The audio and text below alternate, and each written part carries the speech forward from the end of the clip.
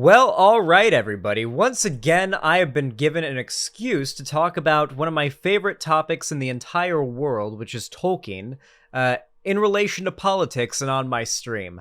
As upset as I am about the, completely bullshit culture war narrative built around this Rings of Power show, because I really do enjoy the show, and it's unfortunate to see it get such a negative reputation due to the narrative pushed by people who are mad about the existence of like minorities and women in it.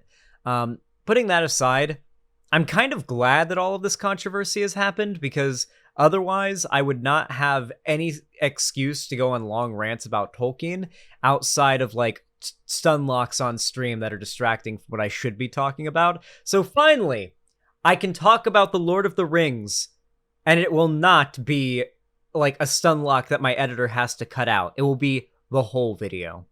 I will say this once again. I am a massive Tolkien fan. Both of Tolkien's literature, as well as the film and on-screen adaptations of his work. I will admit that as far as I do like the Lord of the Rings movies better than the Lord of the Rings books as far as experience goes. Now, if I'm really trying to buckle down and experience Middle-earth and have the best story experience, the books are best. But for the best, like if you're just trying to like sit down and enjoy, you watch the movies, right? I think you guys understand what I mean. They offer two very different things and both are amazing, right? Regardless, though, I have been a fan of Lord of the Rings, both the on-screen and on-page versions,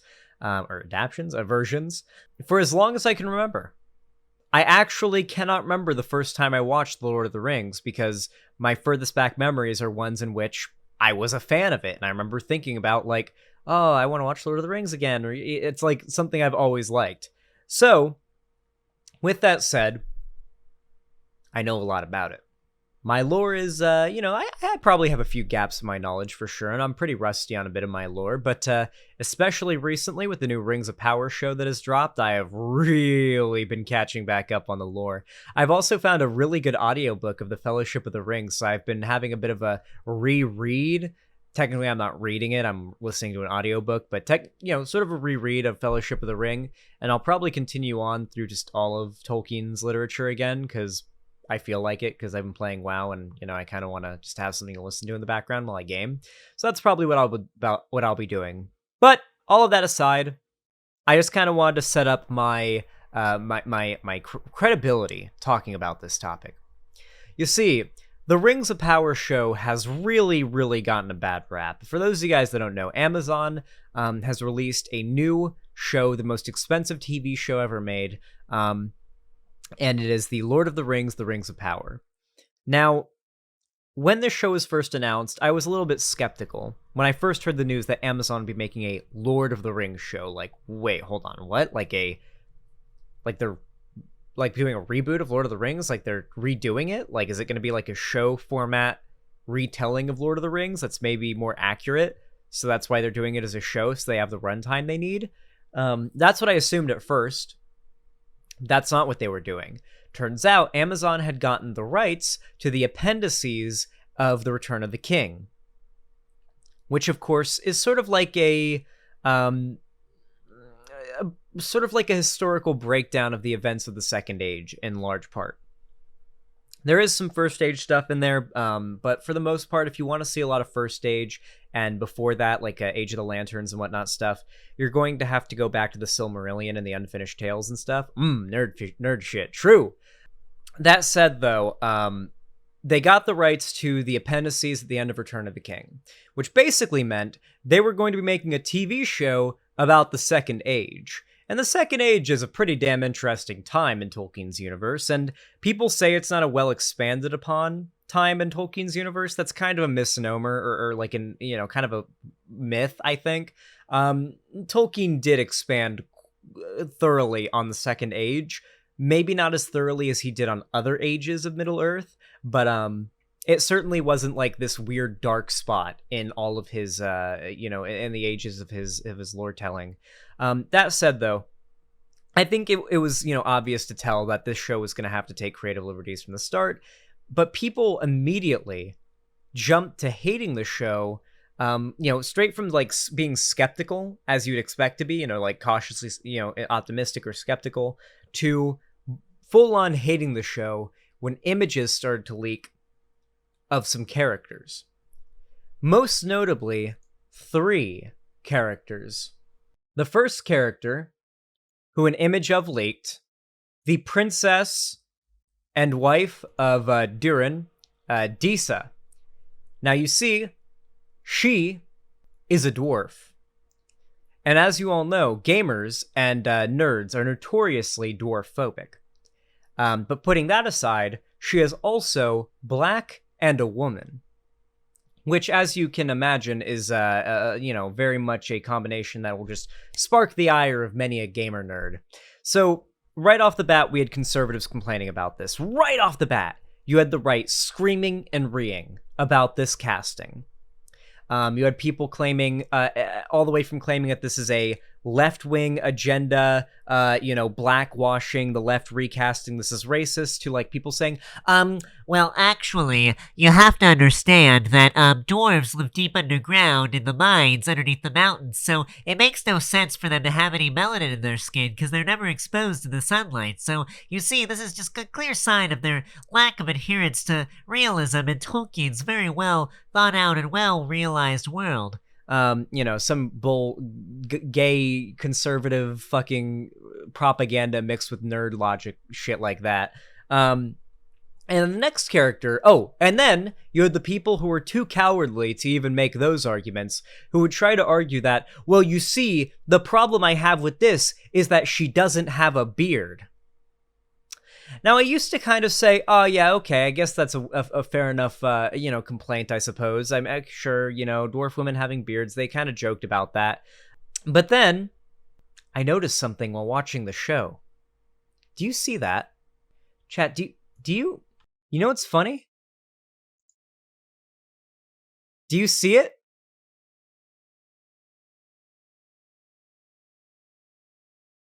I'm not even shitting you. She has fucking like sideburn beard type thing going on. The conservatives, nope, it's not CGI. I went back and I watched, and I looked at all the promotional material. From the start, she's always had it. The chuds just didn't look close enough. The conservatives ring about her not having a beard and photoshopping beards onto her and getting mad about it literally just didn't look close enough or pay attention during the episode. She literally has a beard. Half the hysteria that people too cowardly to admit that they're mad that she's a black woman complain about is that she doesn't have a beard. And she fucking she has a J-Schlatt beard. Not to mention, the only evidence in Tolkien lore, as far as I remember, that dwarf women have beards is a joke from the fucking movies in which Aragorn jokes about dwarf women having beards. So, as you can imagine, right from the get-go, the attacks on this show were very much nitpicky and contrived. Then you had like images of like the set coming out, and people would like look at images of like random. One of the episode came out where one of the screenshots they complained about, happened was actually in tonight's episode. I watched it right before I went live. There was an image of the Queen of Numenor and her armor. Like there was cloth underneath her armor that was like the same scale pattern as her armor, but it looked like quote unquote cheap. Upon watching the episode, it turns out it's very clearly just cloth that's embroidered to match her armor and is in lore cloth, not like, oh, they cheaped out and used cloth to look like scale mail instead of using actual scale mail or like a more expensive looking prop. They legitimately tried to claim it was like a cheap garbage costume and the sets look like shit, when if you've seen the show, that's just not the case.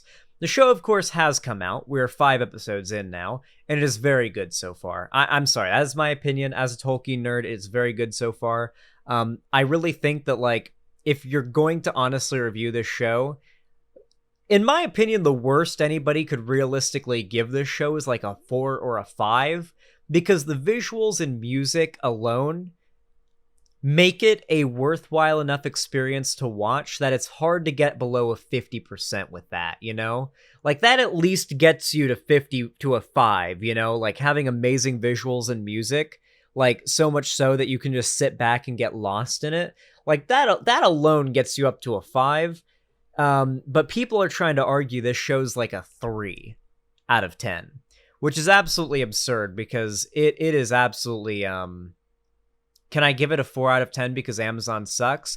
Yeah, so that's the level of engagement that I've seen on both sides of the aisle politically about the show. You've got people that are like pseudo left-wing and conservatives appropriating left-wing propaganda saying, "Yeah, if you hate this show, you're hurting Amazon." When Amazon, the part of the company that everybody hates, is not the same part of Amazon that has anything to do with this show or its production.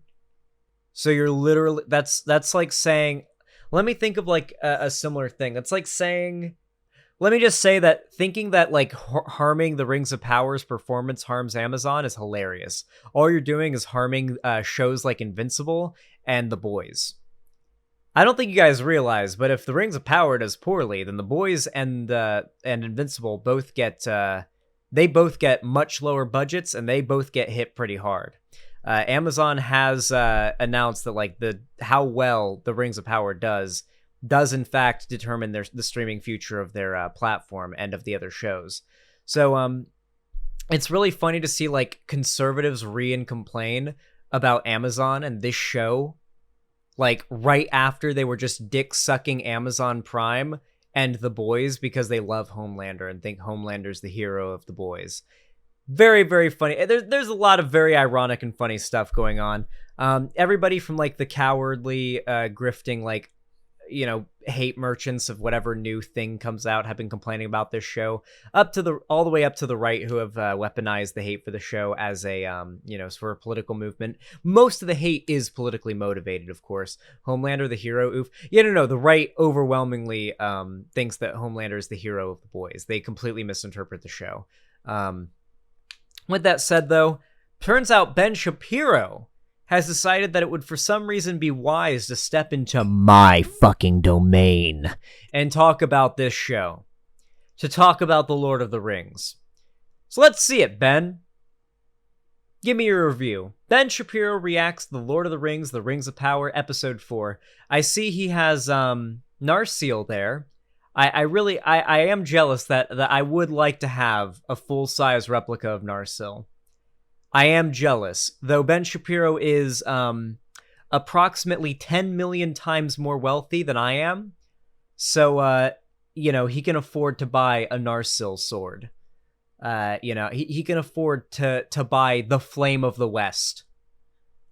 Yeah, okay, let's go. Here we are to recap Episode 4 of Lord of the Rings, Rings of Power. I'm here with my good friend Xanderhal, forged from the shards of Narsil, which actually makes an appearance in this week's episode of Lord of the Rings. And yes, I do own this. This is like personally owned by me. This episode is sponsored by Good Ranchers. Yes, Andoril, because they reforge it and it has a different name, my bad. Fake fan, I know, right?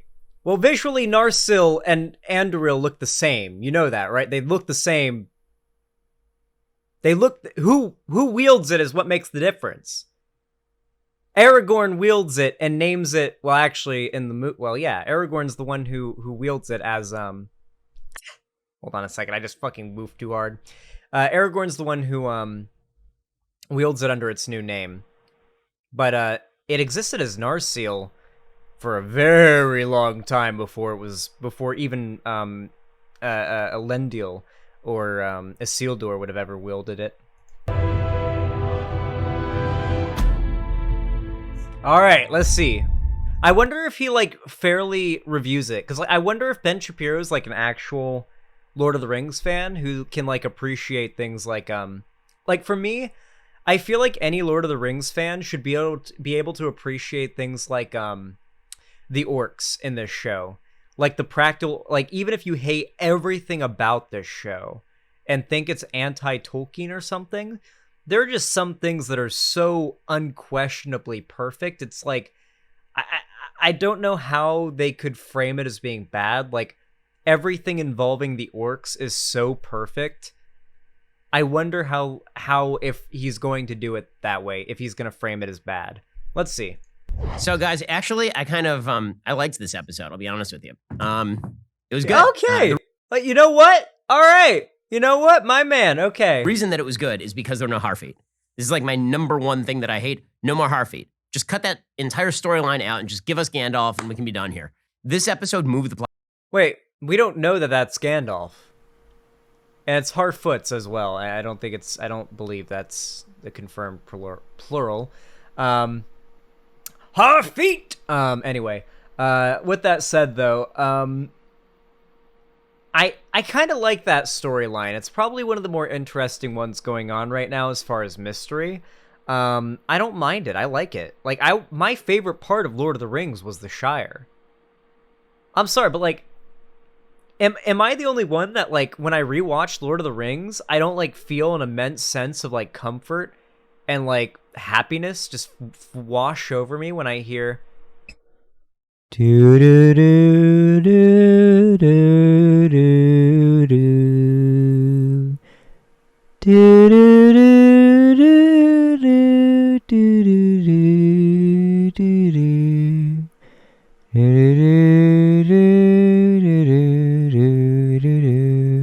Come on, like that shit fucking you know, it's just concerning hobbits. Like, come on, man, that just cottagecore fucking to the max. Oh my god. Like, I don't know. I do not mind the Harfoot scenes, especially since it's pretty interesting and mystery-filled storyline. I do not want the stranger to be Gandalf. I'm leaning most right now on either Blue Wizard, Radagast, or Balrog. Don't ask me to explain how he could be a Balrog, if you do not already know.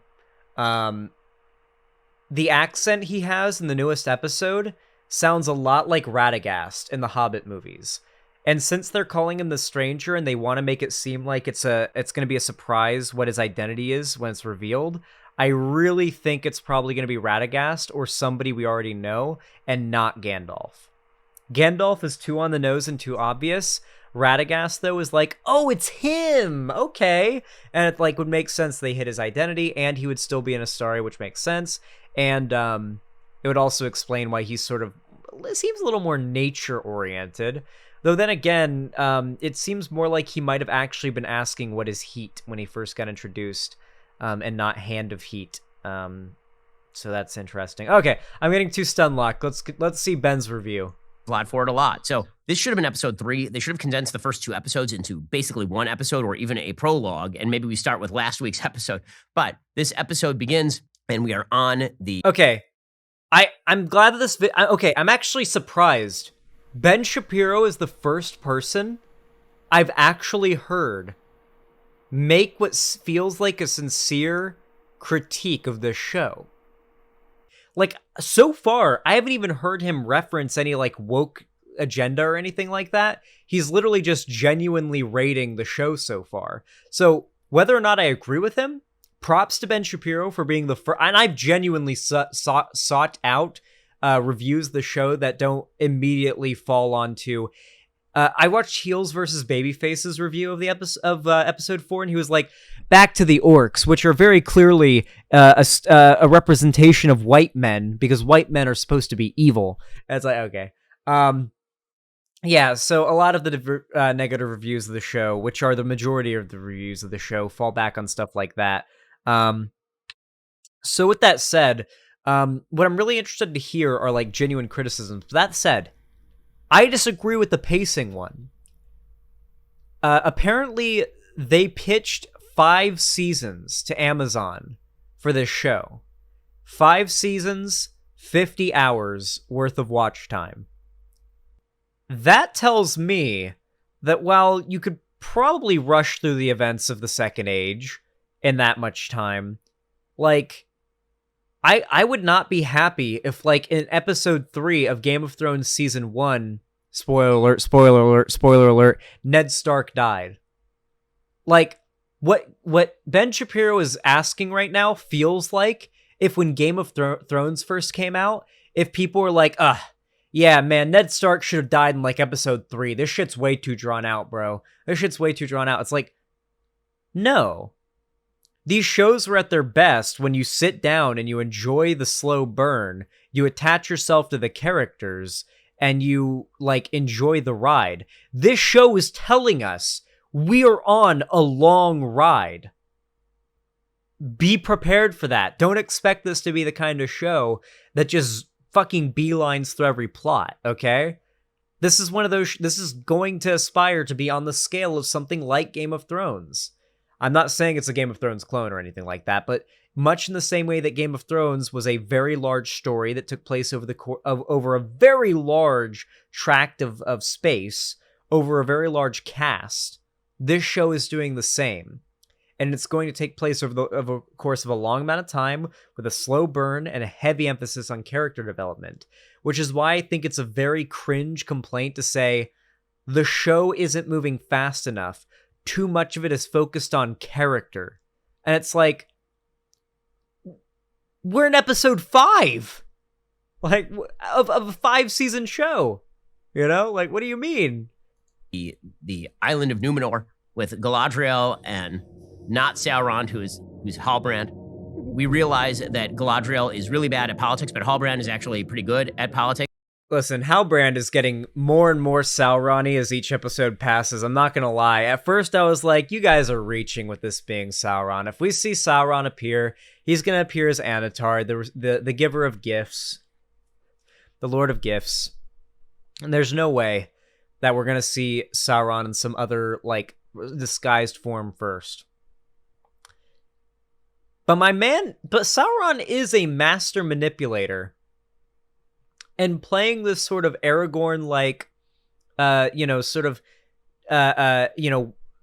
should be the king but doesn't want to be, but in reality, this is his best way to take control of the Southlands, aka Mordor, and this is his manipulation of Galadriel.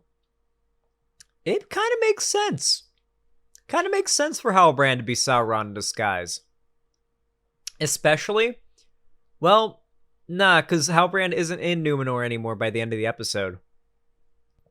One important thing that has to happen, in my opinion, is that Sauron has to be in Numenor when the fall of Numenor happens. Eru Ilúvatar sunk Numenor in an attempt to weaken Sauron, and it did. Sauron was basically forced after the fall of Numenor, because of the damage he received from the Great Flood. He was forced to no longer be able to shapeshift. He couldn't shapeshift anymore. He lost that power. And so he was forced into his, like, horrible demonic monster form permanently. So Ron's KFC, thank you for the $10. I really appreciate that. Thank you for the super chat. It says, happy Friday. Today's my birthday. Happy birthday. It says, here's some of my birthday money. Thank you. I appreciate that. Kind of like a Hobbit gift, where Hobbits on their birthday give people gifts. Ben Shapiro is just bitter because no one liked his TV show ideas, so now he hates everyone else's work. To be fair, he is being more fair to this show than I've seen many be towards this show so far. So, yeah. And honestly, I would give this show so far an 8 out of 10. I have to see how the season ends before I can even come close to rating it higher, but I'm really enjoying it so far. I am without a doubt a fan. And we realize also that Halbrand is pretty clearly Sauron. And the reason I say that is because he literally spells out how he is going to ensnare everyone with the rings. Right? He actually has an entire speech where he says to Galadriel, you know, you're real bad at politics. If you want to be good at politics, what you should do is you should find out what people fear. And she's like, and then you should use it against them. He's like, you know, Ben? Fuck, he's right. Ben is right. Sauron that's exactly what Sauron does. Sauron uses the fears of all of the races of Middle-earth against them and tells them that the rings of power are the solution to their fear, are the thing that will allow them to control their to master the thing they fear, and he takes control of them. That is a good ass point. You see, the 9 rings for the race of men were used by Sauron, and the manipulation was, hey, you don't want to die, right? Men are doomed to die and are afraid of death, right? Here are rings that will make you immortal. Okay, that checks out. Dwarves, here's the 7 dwarf rings. Well, the dwarfs, you like shiny metal things, right? Here's shiny metal jewelry. Then they just kind of added it to their hoards that attracted dragons and didn't go well for the dwarves. The dwarven rings were kind of a failure. Regardless, though, yeah, kind of. I guess you could say that worked. And then the rings of the elves is obviously the elven, the light of the Valar was fading, or at least Sauron convinced the elves as such. And the 3 elven rings were seen as a solution to that problem. And of course, the one ring was made by Sauron in secret to sort of as a proxy control the rest. But the problem is that the 3 elven rings were made in secret as well by Celebrimbor for the elves and have no connection to Sauron. So, did Sauron intend to make the elven? I guess he did intend to make the elven rings. That is a good point, Ben. That is a damn good point. You know what? I'm on Team Halbrand as Sauron. The evidence from the new episode was mounting quite strongly for me, but that little bit right there, the fact that he just outright said exactly what Sauron does with the rings is pretty damn compelling. Ben, you and I could get stoned and talk about Lord of the Rings for hours, I bet. No. Then you should give them a solution, and you should control the solution to the fear, right? Which is literally what he's about to do with the rings. He's going to give people rings to control their good fucking point, Ben. Fear, and then he's going to have a master ring forged in secret, right, that controls all of the other rings. Dude, can you imagine if Ben knew as much about politics as he did about Lord of the Rings? He'd be a leftist. I think that Halbrand has kind of given away the game here because he spelled out his entire strategy. Nonetheless, we now know kind of what direction that is going. This episode really, when it comes to Numenor, is about Galadriel basically recruiting the Queen of Numenor, the Queen Regent of Numenor, to her. Galadriel's gonna be so fucking mad when she realizes she's been helping Sauron this whole time. You know, this actually does actually explain why Galadriel has such a I mean, in Tolkien's lore already, Galadriel has reason to really hate Sauron. But, you know, to add insult to injury, to make it so that that it is personal, that Galadriel played a part and was manipulated by Sauron to helping him take power in Mordor. That would be pretty damn good writing. There is an alternate universe where Ben Shapiro wears Lord of the Rings elf cosplay and is a leftist femboy. Yes, of course, with the programmer socks and all. Side to go to the west and fight the rising threat that's emerging in the Southlands. Now, I was unaware, actually, that the news from the Southlands had penetrated Numenor at this point. So I guess that happened sometime during the break. It's not clear how information travels here because when Galadriel got there, nobody seemed to think that there was any rising force from the sort of dark side here of Morgoth. But apparently, they've all now figured this out. And because they've all figured this out, it turns out that they are... I think Ben might not have paid attention. My read on it was that Numenor is pretty isolated as far as, communication goes with Middle-earth. They have not sent any ships to Middle-earth in a very, very, very long time, nor have they had contact or any good dealings with the elves in a very, very, very long time. My view of it is that, knowledge of the darkness rising in the Southlands is not common knowledge. Nobody believes Galadriel back in Middle-earth. The orcs are digging secret tunnels and have, enslaved and imprisoned most of those that are aware of what they're doing in Mordor, aka the Southlands. So, Galadriel would be the only one bringing this news to them. So, Galadriel would be, this would be news to them coming from Galadriel. Secret tunnel? Yeah, they're digging, their secret tunnel. Yeah, they're digging their secret tunnel thing. Well, I guess it's not like a secret tunnel, but it's more like sort of a... Yeah. Oh, you're doing the Gollum line. Okay, good. Increasingly willing to go to war on behalf of Galadriel. So that whole storyline is fine. And we get a shot of this guy, right? Yeah, in the background, if you're looking for it. Yeah, it was there. Yeah, I knew. I thought so, because Ben had it there. I figured he noticed it in the treasure room. See the original Narziel in the background, which is eventually going to be used, of course, by Isildur to cut off the ring from Sauron's hand. I hope they do this better in the show. I really hope they do this better in the show. For starters, they have to explain how the fuck Narsil cut through Sauron's metal gauntlet to cut off his fingers. Okay? I know the sword is kind of magic, in a weird Tolkien-y way, but like... Magic sword? Yeah. Yeah. You know, I guess if Tolkien was alive, you know what his excuse would be? Eru Ilúvatar willed it so. That would be his excuse. 100%. He'd be like, yeah, nah, Eru Ilúvatar said that, you know, he made it so the sword would cut through Sauron's hand because it had to. Like, you know, divine intervention is a thing that happens from time to time in the story. So Tolkien was Roman Catholic, and his Roman Catholicism played a very large part in his inspiration for the theology of the Lord of the world of his universe, right? Now, a lot of his inspiration was like Norse mythology and stuff like that, and he initially was going to have that be the basis, but he instead decided to make like the inspiration of the Norse gods and everything more like archangels, and then he made there be a god above everything that created everything, that is Eru Ilúvatar. He's known by two names that are kind of add as a conjunction. It's complicated. I highly recommend you watch a fucking YouTube lore video on it if you're interested in learning more. Who may be Halbrand. So this is where things start to get fun, because all of the intellectual property from the original Lord of the Rings trilogy is starting to make an appearance, right? The things you actually care about. Isildur, Sauron, Narsil, the Palantir makes an appearance, right? Like all, which by the way, that effect was very cool. I have to say that the effect that they used with the Palantir, where suddenly it kind of shards out and you see the future. That was cool, but honestly, I'm so attached to the Peter Jackson depiction of it being like a weird smoky... I really like the Palantir being like a weird smoky maelstrom inside of a globe. I don't know why. Maybe, I guess it makes more sense for it to look like that while Sauron is actively kind of infecting the Palantir.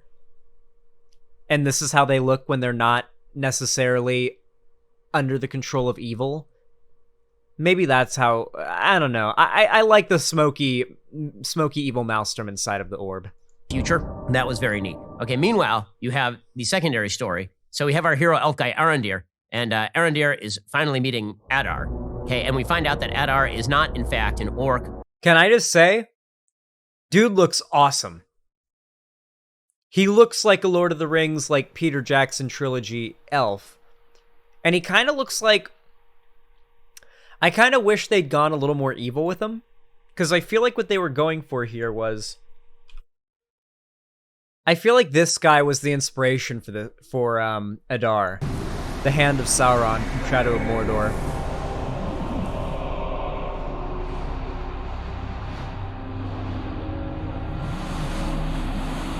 I have a gift for you, Calibrio.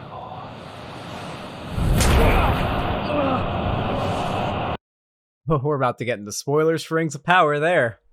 Yeah, so I feel like that was sort of, at least visually, the inspiration. He is in fact an elf.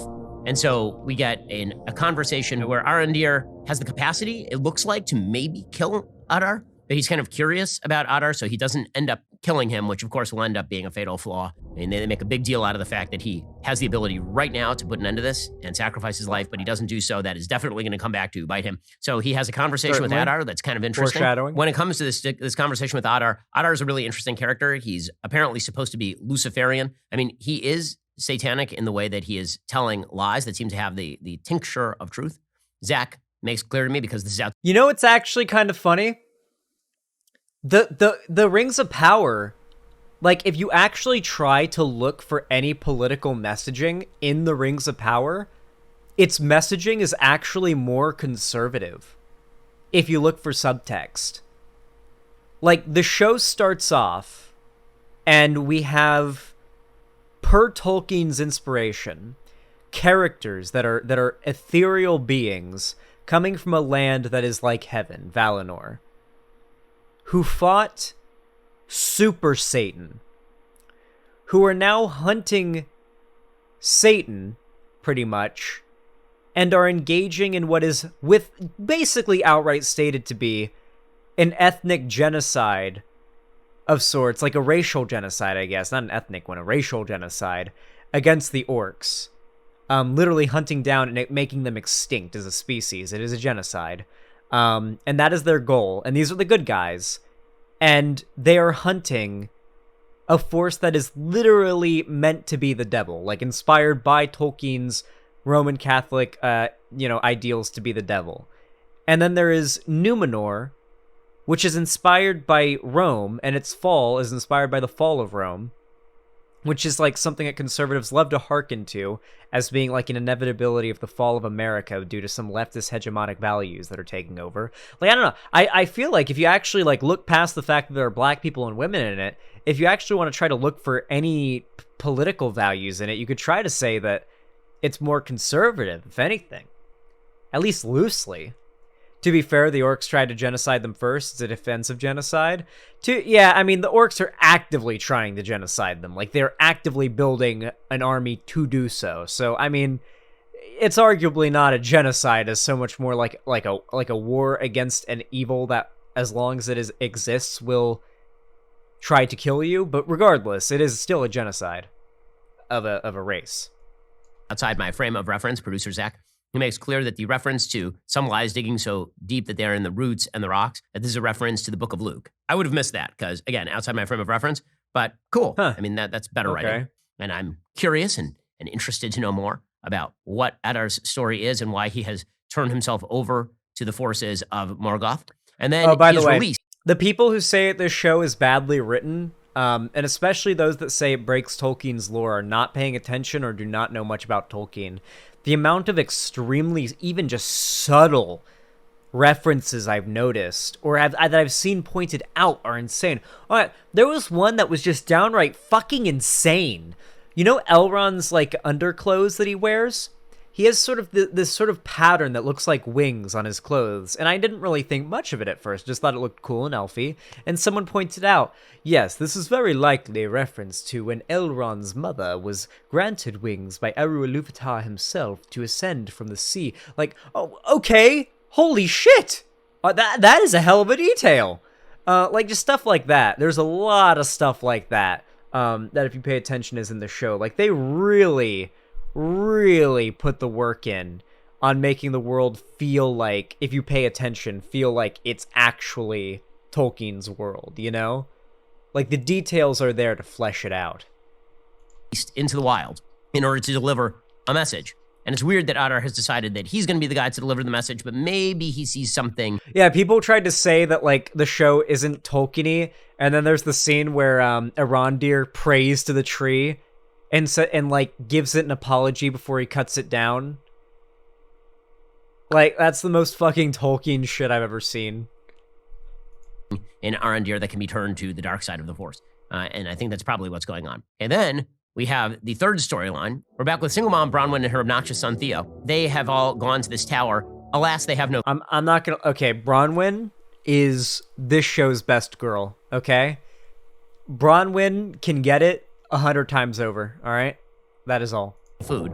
So they have to continuously make sort of forays out into the countryside to get food. And Theo is like, I'm going to go back to the village where all of the orcs were, and I'm going to grab all the food. And Bronwyn's like, you're an idiot. Why are you doing that? He's like, I don't listen to you, Mom, because I'm an idiot. So I'm going to do what I want. So he goes over to the village with one of his idiot teenage friends. And naturally, like idiot teenagers, they get... Bronwyn is like 28 and she has a 16-year-old kid? What? You think that's surprising?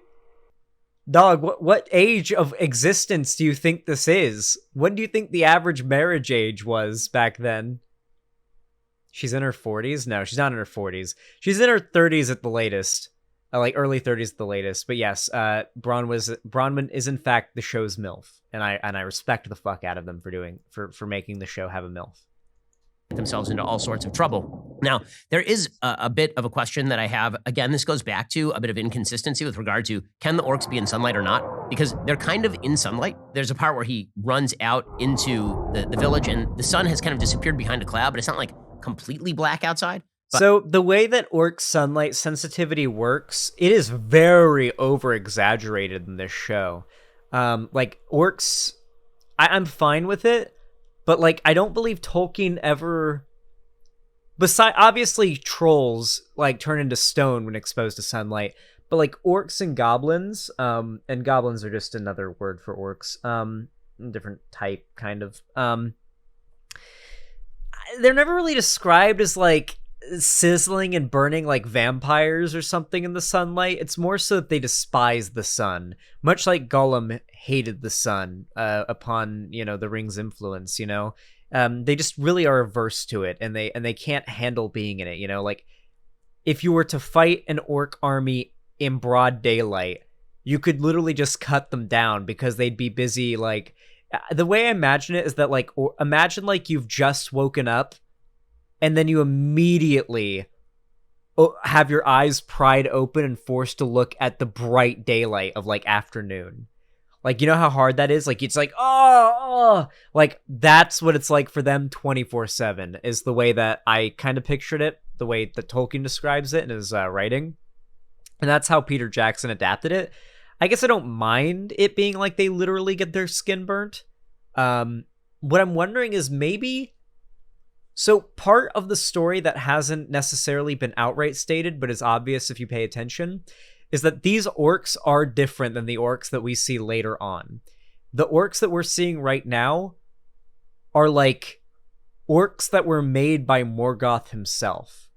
These are particularly nasty and strong orcs. Like very, very, very much like primordial orcs, so to say. So I wonder if that has something to do with why the sunlight is literally burning their skin. Though it is like a matter of willpower. Like they can stay out in the sun long enough. Uruk-hai are not in existence yet, obviously. But these are Morgoth's like original orcs that he bred. Like Morgoth did not fall that long ago. These orcs have been in hiding since his fall. But the orcs can, I guess, now run around outside. In any case, he goes, he nearly gets himself captured, and he pulls out the hilt of what appears to be... All right, here's my theory. The hilt of what is obviously a Morgul blade. Here is what I think it does. I think it is the key to setting off Mount Doom or Orodrum. I think that is the or Orodruin, sorry. I think that is the I think that's what it does. I think the reason why the orcs are looking for it is once they obtain it, the mark on its blade is relevant to the fact that it has to do with the mountain. It sets off the mountain, shrouds the skies of the Southlands in shadow, and thus it becomes the realm of Sauron. The orcs will be able to walk freely. Daylight will not be able to break through. Like the fog, or sorry, the ash and the smoke. That is what I think it is. That's why I think they're looking for it. That blade allows the Southlands to become a realm that the orcs will be able to endure. That's what I think it's going to be. That's my theory, guys. Write it down. Be Sauron's sword, and he sort of gets himself out of a bad scrape. He's about to be killed when Arondir, who's been released, as we say, by Adar, he appears from nowhere and proceeds to save the obnoxious teenager Theo. We'll get to more on this in just 1 second. First, Americans... One thing also, I think Theo's probably going to end up being Arondir's son. We're going to skip our boy's little... honestly, I'm surprised to get to see anything that I have to like disagree with here. I just get to talk about the show. That's awesome. End of sponsor. Cool. Pog. Cool. Anyway, so I think Theo is probably Arondir's son. And I think he's probably a half-elf. And I feel like he'd be surprised if he didn't know that. But like... They've gone out of their way not to show his hair or his ears. Sorry, his hair is always over his ears, always.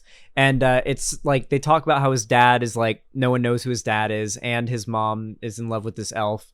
So yeah, it seems kind of it seems likely that his dad could be Arondir or an elf in general.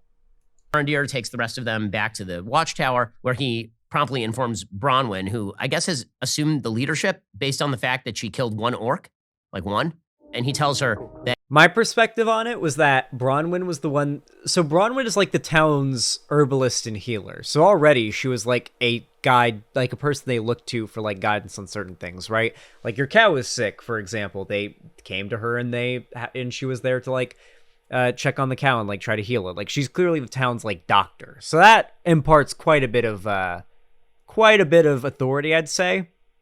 Not to mention, from the get-go, she was saying, we need to get out of here. There are orcs. There's a problem. We need to get out of here. No one believed her, and they shrugged her off, and then she brought them an orc's head. So yeah, I think it's reasonable to think that they would, from that point, be like, all right, maybe she knows what she's talking about. Ben's just mad that she's a woman who's in a position of leadership. There we go. That you either have to surrender and declare your allegiance to Morgoth, or you are going to all be killed. I'm not sure that you need the message. If there was a force that were coming through and burning all of the villages in a particular area, it seems like surrender or death are usually the two options, unless there's a third that has been unspecified. Anyway. Well, all the didn't Bronwyn say that all of the villages of the Southlands had been evacuated to the watchtower that they're at? So yeah, it would be useful for Adar to send one messenger to that watchtower to tell all of the remaining citizens of the Southlands, stand with Sauron or die. It's a Alamo allegory, kind of like, or not an allegory, but it's an Alamo type situation, I guess you could say, like a standoff in one area, you know, like 1v a bunch, I guess. Like I'd feel like Ben would be able to, like, you know, appreciate that maybe as like a Texan, a conservative Texan. There's an alternate universe where Ben just goes off on the fantasy LARP events and finally feels the wetness of a woman. One day Ben will feel the wetness of a woman. One day. But he delivers the message. The truth is he's probably not there to deliver the message. You have to assume that that's the case, right? That Arondir is actually there as sort of a quasi-poisonous, he doesn't know it yet, spy on behalf of Adar, because as we all know, the Southlands is going to turn into Mordor. Something bad is going to happen there, and I would assume that Arondir is a part of it, which is probably why he was released by Adar in the first place. Just forecasting what's going to happen there. Meanwhile, annoying Theo gets even more annoying because he meets with a weird old guy, and he and weird old guy have some... Weird old guy is the innkeep. He's the tavern keep. And also the owner of the house, or the barn, I should say, where the blade was hidden. This guy has been foreshadowed from the start to be a Sauron sympathizer. He was constantly diverting it, like the concern of Arondir, while also behind Arondir's back, like, you know, kind of shit talking him, right? And then on top of that, constantly doubting Bronwyn and her warnings. He was the forefront of turning down her warnings about Sauron and the orcs. He was the one who had that blade hidden, and then obviously now we see this happening, where he's like saying, "Have you ever heard of Sauron?" Something in common. They have the solidarity tattoo from Sauron. No, that's not the solidarity tattoo from Sauron. That is the... Wait, did Ben not pay attention? He stabbed the hilt of the blade into his arm, and then the blood from the hilt, or from stabbing the hilt into your arm, forms the blade. They've both done that because they both had the blade. That's what they have in common. I guess Ben didn't pay attention much. I have watched each of these episodes a few times over now, both on my like once on my own and then watching over with friends and stuff like that. So I've picked up on details, but maybe Ben needs to rewatch. And so they are both going to be messengers for Sauron, or agents of Sauron, during the battle to come. Okay, so all of that stuff is good.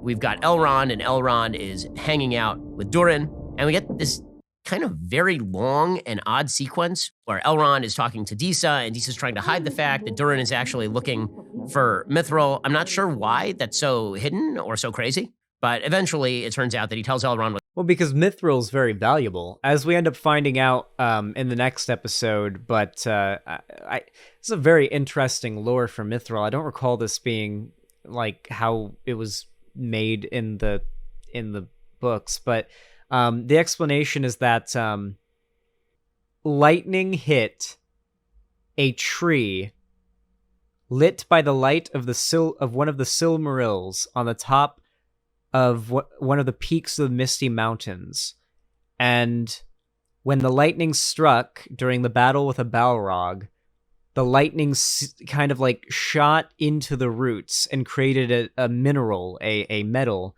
as strong and unyielding as evil, but as pure and light as good. So, and a very interesting lore to explain, but it's a very valuable thing, to say the least. So it's something that the dwarves would probably want to keep to themselves if they discovered it. Realistically, yeah. What's going on? Elrond tells Durin that he should talk to his dad because his dad might die at some point, which was completely unnecessary. Like, his dad is like, well, you should shut down the mining. And Durin's like, I don't want to shut down the mining. I hate my dad. And then Elrond says to him, well, you should like your dad because your dad might die one day. He's like, oh, that's true. I never thought of that. And then he goes and he talks with his dad, and his dad's like, yeah, we should probably shut down the mining. He's like, you know what? You're right. We should shut down the mining. We're best friends now. A couple of other notes. So when it comes to the mining... I don't really think that's how it went down. My understanding of it was that they were having a disagreement over Elrond, mostly. His dad obviously believes that mining deeper is dangerous, and is fucking correct. King Durin is absolutely correct. We know what's gonna happen if they keep diving too grittily and too deep. You know what they awoke in the darkness of Khazad-dûm. Yeah, I thought it was more so over the disagreement over Elrond. Can he pronounce the D in Elrond? He sounds like he's saying the L, like he's saying L. Ron Hubbard. Are you talking about me or Ben? And why exactly the mountain keeps collapsing in. Pretty clear, according to producer Zach, who is an expert on this stuff, that this is also a reference to the Balrog, which is, in fact, referenced in the original Fellowship of the Rings, because there's a whole discussion about how they dug too deep. They dug too greedily and too deep. Right? That's the line from the original Fellowship, and they uncovered the Balrog. So maybe that's the direction that this is going. That makes some sense. Dude, I'm so sad that me and Ben would actually nerd out about Lord of the Rings for hours together. It's how fucking tragic that Ben and I would unironically be able to nerd out about Lord of the Rings for untold hours. The climax of this particular episode is the decision by Numenor to essentially join the war with Galadriel against Sauron, who, again, has not appeared yet. We don't know if Halbrand is going to go with her or if he's going to stay back in Numenor. We don't know that at this point. And we now know that Isildur is going to go with the Queen Regent and Galadriel back to the west. He's going to be joined by his two ne'er-do-well friends who got kicked out of the Navy because Isildur, I guess, just is kind of a doofus. And so they are all... They shouldn't reference the Balrog at all. Bad writing. What? How? Going to go back to the west. So that is where the episode leaves off. So the big critique here is that why is this episode 4? It seems like pretty much all the content to this point could have been done in like 2 episodes. It shouldn't have taken this long. This episode moved a lot faster than the last 3 did, and so it seems like the series is picking up steam, which I'm excited about. So the only excuse is about pacing, but it's also picking up steam, which people are glad. This is literally just like, did people complain about this? I swear, people did complain about things like this when Game of Thrones first came out, right? I only watched Game of Thrones after it finished. When Game of Thrones Season 1 came out, people that followed it and were like fans of the books and stuff, was there like an overwhelming amount of complaints about its pacing? Yeah. So this is literally just going to be something that's alleviated with time. Like a season or 2 from now, people are going to be like, oh, okay, so this is a slow burn show, and they'll be like on board. They'll realize there's like build up and then it's going to get payoff. I think it's going to have to be its first payoff. I think probably at the end of the season, we'll get some massive battle and like a lot of payoff to really big setups, and people are going to, if the show's good, if the show's well written, maybe they fumble it at the end of the season and it just ends up being horrible. And that just ends up like confirming everybody's like worst fears about the show. That would really suck. But assuming the show keeps up with the quality it's had so far, which has been very, very good, I think that the finale will probably have some pretty damn good payoff. And hopefully that will be what kind of changes the mindset of people that are so mad about the fact that the show's taking its time, I guess. The show takes place over the course of thousands of years. I know they're kind of shrinking it for the show, but like events that take place over the course of thousands of years are happening in this show over the course of a few hundred. So, yeah, stuff's gonna happen. Anyway, all right, let's hear Ben's finishing statement. Because if the series is actually going to have legs, then they're going to have to pick up steam. And we got to get back to the West. We got to get back to what Sauron is doing, what Adar is doing, who is Sauron, right? All this stuff. But it looks like they're moving toward that. I will say I'm glad. After watching the new episode tonight, I can confirm that they do. Glad that I've stuck with it long enough to actually get to the plot points in the show. I just wish they had done that faster. So it's improving episode by episode, which is a good thing, actually. It's a good sign. Tying the Balrog of Moria in is a needless tie-in when why would the dwarves have any idea there's a Balrog when they don't find it for 3,000 years? Lisbos, the Balrog tie-in is not related to the existence of the Balrog in the mountain. They don't know that. They only know that there was a Balrog on the top of it once, that battled there once, a long, long time ago. But the knowledge of Balrogs is a thing, and if that's just good foreshadowing for the fact that it's going to come along. I think there's two Balrogs, though. That's the thing. I think that the Meteor Man, the Stranger, very well may be a Balrog. And I think that we may have gotten some misdirection, and that the Balrog we see in the trailers, we think it's going to be the Balrog of Moria, but timeline-wise, it's just too soon to show it off. I think that the Balrog is going to be the I think it's going to be the Meteor Man. I think the Meteor Man's going to end up being a Balrog in human form. Maybe. That's my theory. Remember the shot of the Stranger when he first arrived, the top-down view of the Circle of Flame? I know it looks like the Eye of Sauron, but it's just so fucking stupid for the Stranger to be Sauron. Sauron doesn't... So, let me explain one of the most important aspects of Sauron's personality. Sauron is so evil, he is incapable of bringing his ego down to the level of creatures so kind, good, and humble as hobbits. One of the reasons why he overlooked the ability for the ring to be destroyed and didn't even guard the cracks of doom, where the ring would eventually be, fumbled into Mount Doom by Gollum through divine intervention, is because Sauron knew, not that he thought, but he knew that not a single being in existence would have the willpower to willingly toss the ring into Mount Doom. He thought it was impractical and unneeded to even guard the entrance to the one place that could destroy the thing that could destroy him and was the source of all of his power and his MacGuffin that he needed. Because he was so incapable of bringing his mind down to that level. Hell, he's not even knowledgeable of the Shire. Granted, these Harfoots are not hobbits and they're not in the Shire at this point, but he's not even knowledgeable of the Shire, during the events of Lord of the Rings. And on top of that, it is so unlike Sauron, the sneaky boy, during the peak of his power when he's trying to muster an army and in hiding, to broadcast his existence by careening across the skies of Middle Earth from the west and then just crash seemingly with no memory and no idea where he is. It just makes no fucking sense. It does, however, make sense for him to be something related to Sauron, such as a Balrog. Perhaps just one that's late to the party. Showing up after Morgoth's defeat. Could have gone rogue and left Valinor when Galadriel was supposed to go in. That's what I think could have happened. Anyway, those are my theories. Those are my thoughts on Ben's review. Surprisingly, I was expecting Ben to get all cringe about the political narrative, but it seems like Ben does not rely financially on grifting off of this stuff in the same way that somebody like the Quartering does. You see, Ben Shapiro is a multimillionaire and has an entire studio behind him, so I kind of like that he can actually talk honestly about the show. You know that when Ben Shapiro actually is enjoying the show, that the vast majority of the hate around the show is literally just absolute dog shit. I'm going to bet that within the next year or two, this show is at a level of popularity and well-likedness by society as Game of Thrones was during its peak, if not more.